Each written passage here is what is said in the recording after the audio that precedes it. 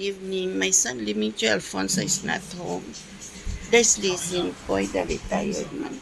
This is latest little groceries from NTUC Fair Price Crescent 28 Dover, near our house only. Just now we dropped by there and buy some chicken, grapes, garlic, and tissue roll, detergent, dishwashing, apple.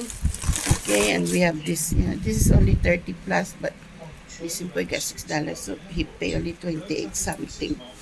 Okay, this boy said, and this is fries, oranges, juice, and some bihon and rolls. Okay, enjoy folks. August 12, 2026. My son Limito Alfonso is not home. There's missing point. My son Limito Alfonso not home. Okay, enjoy folks. Latest little groceries.